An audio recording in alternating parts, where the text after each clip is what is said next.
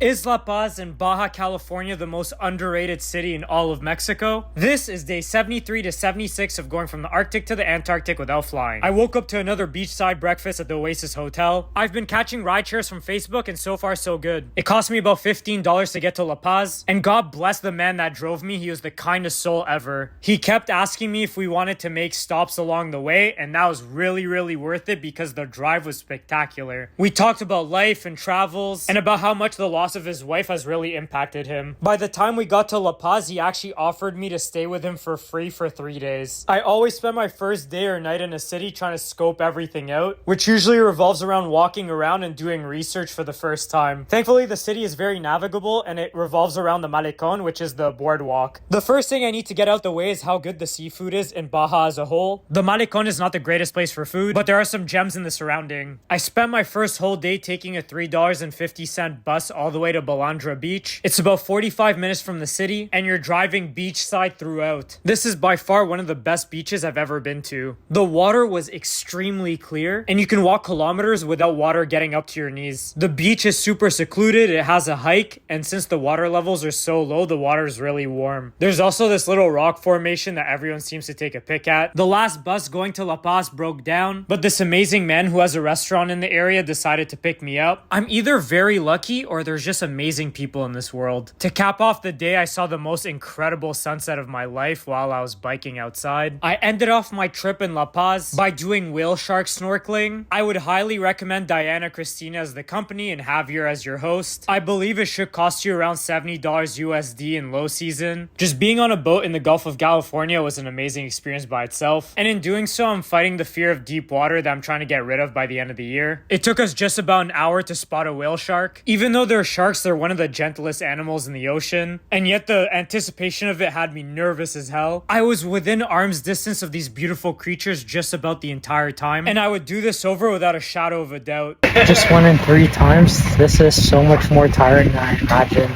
My God.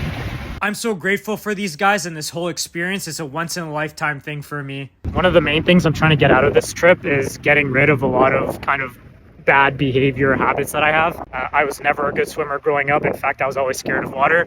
So I'm kind of just learning bit by bit how to be better at that. So this was a step in a good direction, snorkeling, and the water wasn't the most calm. So I'm kind of proud of myself today, and I'm going to keep taking steps forward to get better at this.